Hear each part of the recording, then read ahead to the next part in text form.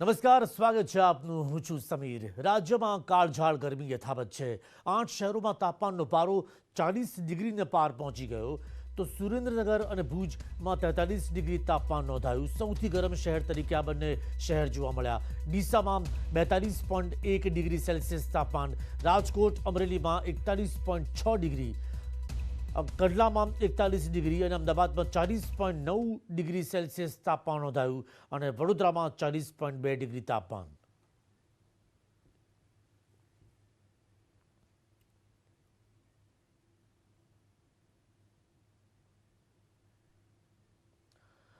રાજ્યમાં ભૂપેન્દ્ર પટેલના નેતૃત્વવાળી સરકારના 200 દિવસ પૂર્ણ થતા ભાજપ પ્રદેશ પ્રમુખ સી.આર. પાટીલે સરકારની સિદ્ધિઓ વર્ણવી. સુરતમાં મીડિયા સાથે સંવાદ કરતા પાટીલે કહ્યું કે 200 દિવસમાં મુખ્યમંત્રી ભૂપેન્દ્ર પટેલે સમાજના તમામ વર્ગ, તમામ વય જૂથના લોકોના ઉત્કર્ષ માટે નવતર પહેલ કરી છે. ખેડૂતો હોય કે પછી મહિલાઓ, યુવાનો માટે કરેલી કામગીરીનો પણ તેમણે ઉલ્લેખ કર્યો.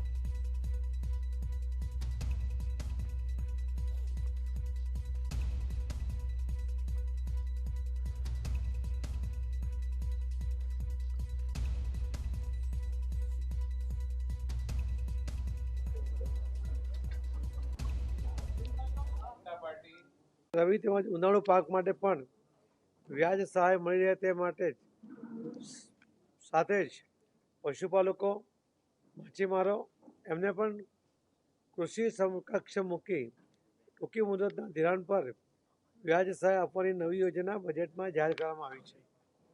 એટલે ખેડૂતો તો હતા જ, પણ એમને પણ બંને પાક રવિ તેમજ ઉનાળુ પાકની એમની માંગણી હતી, એ પણ સંતોષમાં આવી છે. આવા ગૌવંશને રાખવાવાળા જે વ્યક્તિ હોય એમને પણ પર હેડ રોજના 40 રૂપિયા મળી રહે, એની સાથે સાથે એને ઇન્ફ્રાસ્ટ્રક્ચર માટે પણ પૈસા મળે, એ પ્રકારની પણ આ યોજના પહેલે ગુજરાતમાં, આખા દેશમાં ગુજરાત રાજ્યએ પહેલીવાર કરી છે. રેસિડેન્શિયલ સ્કૂલ ઓફ એક્સલન્સ શરૂ કરાશે, જે માટે 45 કરોડ રૂપિયાની ફાળવણી કરવામાં આવી છે. આ સ્કૂલ ઓફ એક્સલન્સ મુજબ લગભગ 3000 સ્કૂલો, આખા દેશમાં ક્યાંય નથી એવી અદ્યતન સ્કૂલો એ શરૂ કરવા તરફ સરકાર જઈ રહી છે. સશક્તિકરણ કરવા માટે આ વર્ષના બજેટમાં 42% નોંધપાત્ર વધારો થયો છે. પ્રથમ જેન્ડર બજેટ હેઠળ 891માંથી 178 યોજનાઓ માત્ર મહિલાઓના સર્વાંગી વિકાસ માટે કાર્યાન્વિત કરવામાં આવી છે. આ તરફ અમદાવાદમાં આમ આદમી પાર્ટીના સંયોજક તેમજ દિલ્હીના મુખ્યપ્રધાન અરવિંદ કેજરીવાલ અને પંજાબના મુખ્યપ્રધાન ભગવંત માનનો રોડ શો થયો. નિકોલથી અરવિંદ કેજરીવાલનો રોડ શો શરૂ થયો અને આ અંગે આમ આદમી પાર્ટીએ લખ્યું કે ગુજરાતમાં બદલાવનો શંખનાદ.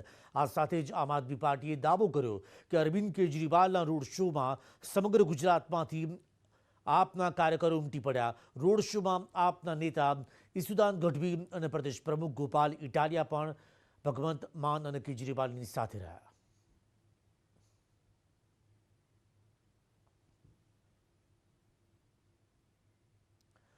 અમદાવાદમાં આપના રોડ શોને લઈને વિવાદ સામે આવ્યો છે. સોશિયલ મીડિયામાં વાયરલ થયો છે એક વિડીયો અને તેને લઈને ભાજપે આપ પર રૂપિયા વેચવાનો આરોપ લગાવ્યો કે રોડ શોમાં આવા લોકોને પૈસાની લાલચ આપતા હોવાનો વિડીયો વાયરલ થયો. આપના કાર્યકરો લોકોને પૈસા આપતા હોવાનો આરોપ લાગ્યો. એક વિડીયોમાં જોઈ શકાય છે કે કેટલાક બાળકો ત્રિરંગો અને આપના ખેસ સાથે નજરે પડી રહ્યા છે, જેમને એક વ્યક્તિ રૂપિયા આપતા હોવાનું નજરે પડ્યું. તો વિડીયો બનાવનાર વ્યક્તિ પૂછે છે ત્યારે તે આપનું નામ જણાવે છે. આ શું કરો છો તમે લોકો? ક્યાં આયા છો તમે? હે ભાઈ, રેલીમાં આયા છો તો આ પૈસા શેના વેચો છો ભાઈ? તમને પૈસા આપવાના કીધા હતા. કોને કીધા હતા ભાઈ? તમારી વાત કરું છું. કોણ છો ભાઈ? વિડીયો બંધ કરો, વિડીયો બંધ કરો ભાઈ. આ તરફ કેજરીવાલના ગુજરાત પ્રવાસ પર સુખરામ રાઠવાએ કહ્યું કે કેજરીવાલ જે ઉદ્દેશથી ગુજરાત આવ્યા છે તે પરિપૂર્ણ નહીં થાય. જે એમની અપેક્ષા છે એ અપેક્ષા પણ એમની ફળીભૂત થશે નહીં, એવું અમારો કોંગ્રેસના માણસો, વરિષ્ઠો અને શહેરી વિસ્તારમાં વસતા બધાની સાથે ચર્ચા થઈ છે.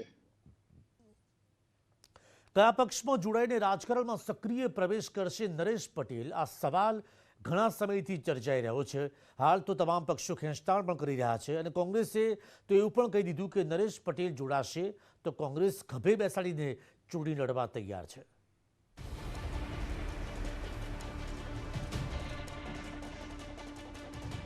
પાટીદાર અગ્રણી અને ખોડલધામના પ્રમુખ નરેશ પટેલના ગુજરાતની રાજનીતિમાં સક્રિય પ્રવેશને લઈ ગરમાવો છે. છેલ્લા કેટલાય દિવસથી નરેશ પટેલને લઈને રાજકીય પક્ષો ખેંચતાણ કરી રહ્યા છે. અલગ અલગ પક્ષો દ્વારા અલગ અલગ નિવેદનો પણ સામે આવી રહ્યા છે. કોંગ્રેસના લલિત વસોયાએ તો ત્યાં સુધી કહી દીધું કે નરેશ પટેલ આવતા હોય તો ખભે બેસાડીને ચૂંટણી લડાવવાની તૈયારી છે.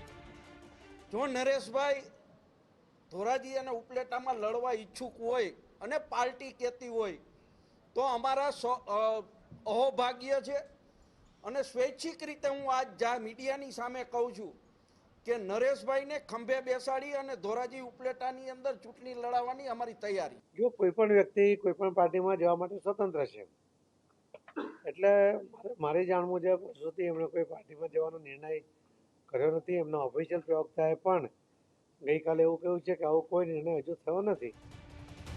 ક્યારે અને કયા પક્ષમાં જોડાવું એ ખુદ નરેશ પટેલ નક્કી કરશે.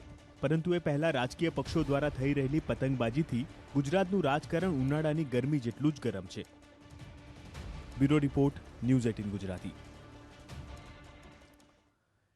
ગૃહ રાજ્યમંત્રી હર્ષ સંઘવીએ એક કડવી હકીકતનો ઘટસ્ફોટ કર્યો કે મહિલાઓ પર થતા દુષ્કર્મ અને અત્યાચાર પાછળ જવાબદાર મુખ્ય 3 કારણોને તેમણે ખુલ્લા પાડ્યા.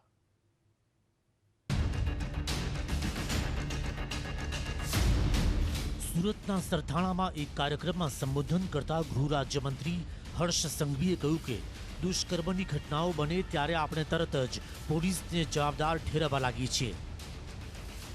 એક સર્વેનો હવાલો આપીને ગૃહ રાજ્યમંત્રીએ સવાલ કર્યો કે જ્યારે કોઈ સગો પિતા પોતાની દીકરી પર દુષ્કર્મ આચરે તે કાયદો અને વ્યવસ્થા સાથે સંબંધિત છે કે સામાજિક સમસ્યા. મેક્સિમમ જે આવી ઘટના બની હોય એ ઘટનાઓ કઈ રીતે બની તો મેક્સિમમમાં નેબર્સ, ક્લોઝ રિલેટિવ્સ અને નોન પર્સન્સ, આ 3 સૌથી વધારે રેપના કોઝની અંદર કારણ મળ્યા છે. ટેકનોલોજીના યુગમાં મોબાઈલ ફોનમાં સરળતાથી ઉપલબ્ધ બનતી પોર્ન સામગ્રીને લઈને પણ ચિંતા વ્યક્ત કરી. મોબાઈલમાં જે અવેલેબિલિટી છે અને એના કારણે જે સૌથી મોટું કારણ અમે લોકો એક સર્વે કરાવ્યો અને એ સર્વેમાં સૌથી મેક્સિમમ કારણ મોબાઈલ જ નીકળ્યો છે. તો ગુજરાત પોલીસે અને ગુજરાત હોમ મિનિસ્ટર શ્રી હર્ષ સંઘવી સરને હું આજ એક વિનંતી કરું છું કે આની વેબસાઇટ ટોટલી તમે બંધ જ કરી દો. પૈસાથી પણ ખરીદી ના શકો એવી વેબસાઇટ હોવી જોઈએ કે જે બંધ જ હોવી જોઈએ, એ હોવું જ ના. તાજેતરમાં વિધાનસભામાં સરકારે રજૂ કરેલા આંકડા પ્રમાણે છેલ્લા 2 વર્ષમાં રાજ્યમાં 3796 દુષ્કર્મના કેસ નોંધાયા, જે ખરેખર ચિંતા ઉપજાવનારું તથ્ય છે. Bureau report, news 18 Gujarati. અમદાવાદના મેમકો પાસે લાકડાના કારખાનામાં આગની ઘટના સામે આવી. હાલ આગ પર કાબુ મેળવાયો છે તો મેમકો અંબિકા સ્ટેટના 27 નંબરના શેડમાં આગ લાગી. અંબિકા સ્ટેટમાં રસ્તો ખૂબ સાંકડો હોવાથી ફાયર બ્રિગેડની ગાડીઓને અંદર પ્રવેશતા તકલીફ પડી. ફાયર સેફટીના સાધનો તો હતા પરંતુ તેનો ઉપયોગ કરાયો છે કે કેવું દેખાતું નથી. શેડ ઊંચા હોવાના કારણે આગ ઉલવવામાં ફાયર બ્રિગેડના જવાનોને ભારે જહેમત ઉઠાવવી પડી. તો 60થી વધુ ફાયર બ્રિગેડના જવાનો આગ ઉલવવાની કામગીરીમાં લાગ્યા. આગની ઘટના પૂર્ણ થયા બાદ ફાયર બ્રિગેડની ટીમ શેડમાં આગના કારણ અને ફાયર સેફટીના સાધનો અંગેની તપાસ કરશે.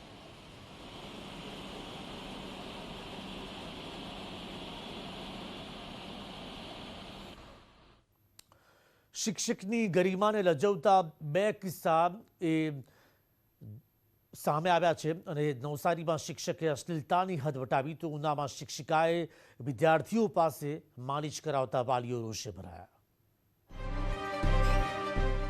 શિક્ષણ જગત ફરી થયું છે શર્મસાર. આ વખતે નવસારીની જલાલપુરની ખાનગી શાળાને શિક્ષકની ગંદી બાતને કારણે શરમજનકની સ્થિતિમાં મુકાવવું પડ્યું. શાળાને શિક્ષકે વોટ્સએપ ગ્રુપમાં અશ્લીલ વિડીયો પોસ્ટ કરી દેતા ખળભળાટ મચી ગયો.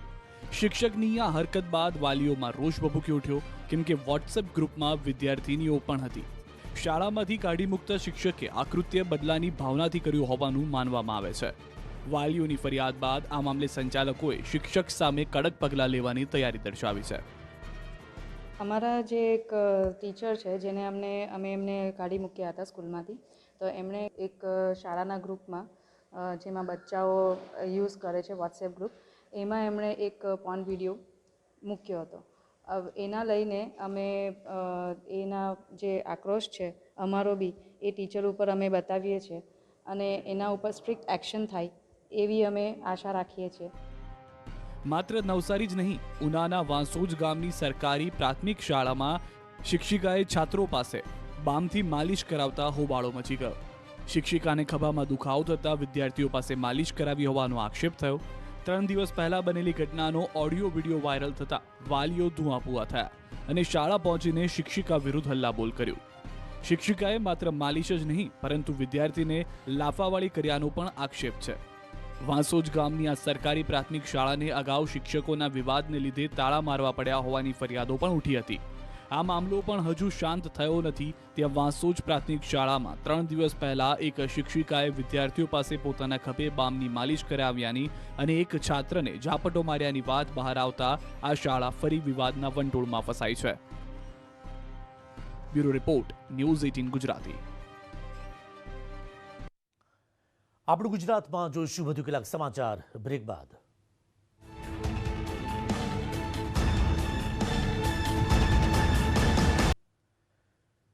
Welcome back. ભરેલા અને છલોછલ જળાશયો ઉનાળામાં હજારો લાખો લોકોની તરસ छिपाવી શકે, પરંતુ જો જળાશયોના તળિયા દેખાવા લાગે તો જળસંકટ ઊભું થાય અને આવી જ દશા અરવલ્લી જિલ્લાની છે.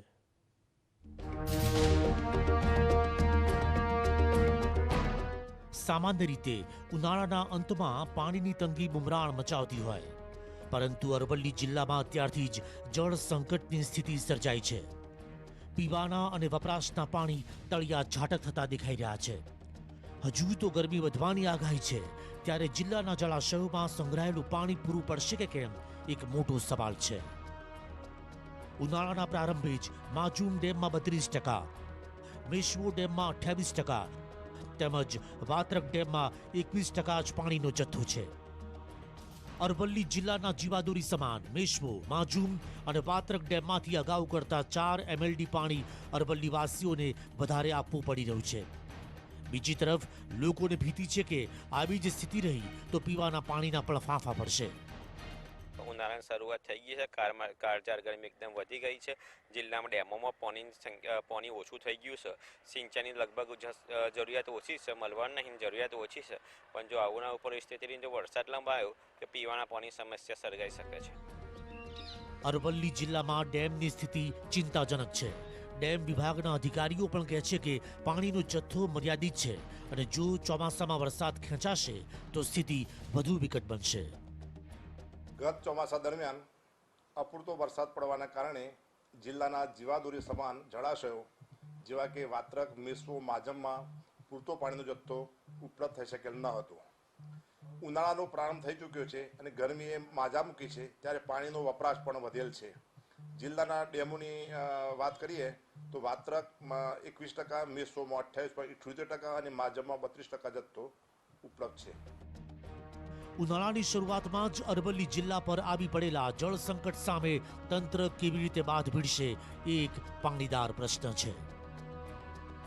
હાર્દિક પટેલ, ન્યૂઝ 18 ગુજરાતી, અરવલ્લી. ઠગ ટોળકી. નવી જ મોડસ ઓપરેન્ડી સાથે અમદાવાદમાં એક ટોળકી સક્રિય થઈ છે અને આ શાતીર ટોળકી એટીએમની આસપાસ ઘૂમતી હોય છે. શિકાર દેખાતા જ એકાઉન્ટમાંથી રૂપિયા સાફ કરી નાખે છે.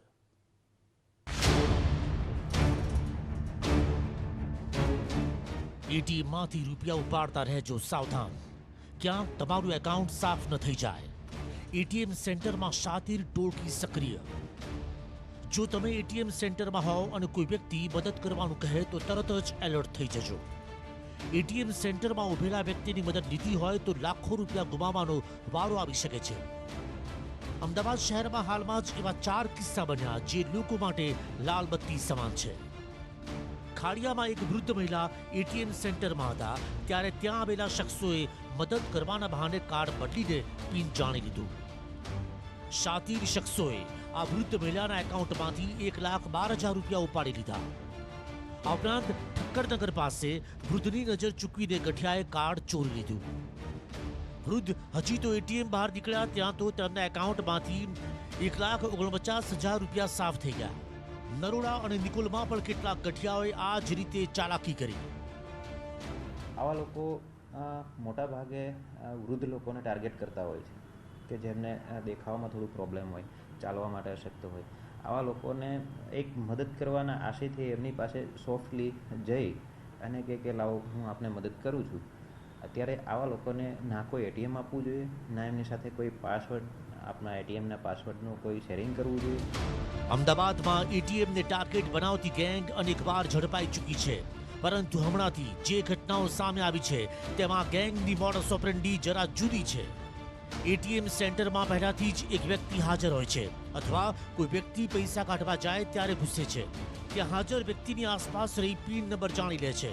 કોઈ વ્યક્તિ મદદ માંગે તો મદદ કરવાના બહાને આબેહૂબ તેવા જ એટીએમ કાર્ડ બદલી નાખીને ખબર પણ ન પડે એ રીતે છેતરપિંડી કરે છે. હરમેશ સુખડિયા, ન્યૂઝ 18 ગુજરાતી, અમદાવાદ. આજે છે ચૈત્રી નવરાત્રિ. ભક્તિમય વાતાવરણ સાથે ચૈત્રી નવરાત્રિનો પ્રારંભ થયો. મંદિરોમાં ભક્તોનું ઘોડાપૂર ઉમટી પડ્યું. આસ્થાના આ અવસર વચ્ચે જોવા મળ્યું આકરી શ્રદ્ધાનું આકરું ઉદાહરણ. બધું જ હારે, પરંતુ આસ્થા ક્યારે ન હારે. કોરોનાને કારણે છેલ્લા 2 વર્ષથી ચૈત્રી નવરાત્રી દરમિયાન ભક્તોને ઘરેથી માતાની આરાધના કરવી પડી હતી. પરંતુ હવે કોરોનાને હરાવ્યા બાદ ચૈત્રી નવરાત્રી શરૂ થતાં જ શક્તિપીઠ અંબાજી, પાવાગઢ, ચોટીલા, બહુચરાજી સહિતના મંદિરોમાં ભક્તોનું ઘોડાપૂર ઉમટ્યું. આ તમામ યાત્રાધામોમાં વિશેષ પૂજા અર્ચના કરવામાં આવી. લગભગ 2 વર્ષ બાદ આસ્થાનો અવસર ફરી આવતા ભક્તોમાં અનોખો ઉત્સાહ જોવા મળ્યો. આસ્થાના અવસર વચ્ચે પંચમહાલમાં જોવા મળ્યું આકરી શ્રદ્ધાનું ઉદાહરણ. મેરુ પર્વત સમા અડીખમ માવતરના દર્શન થયા મહાકાળીના ધામમાં. પોતાનો 14 વર્ષીય વિકલાંગ પુત્ર સાજો થાય તેવી માનતા સાથે આ મહિલા પાવાગઢ પર્વત ચડી ગઈ. પાવાગઢના પગથિયા ચડતા સામાન્ય વ્યક્તિ પણ હાંફી જાય છે, પરંતુ અહીં વાત માતાની મમતાની હતી. વાત લાડકવાયાના સ્વાસ્થ્યની હતી. શિનોરની શ્રમજીવી મહિલાએ આકરું માતૃત્વ નિભાવીને માના ધામમાં આસ્થાને ઉજાગર કરી. માતા પાસે પોતાના દીકરાની તકલીફ વર્ણવવા કોઈ શબ્દો ન હતા, પરંતુ શ્રદ્ધા અડગ હતી.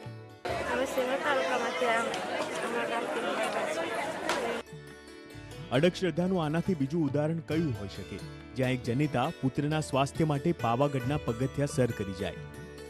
Bureau report, news 18 Gujarati. તો આપણું ગુજરાતમાં અત્યારે બસ આટલું જ. નમસ્કાર.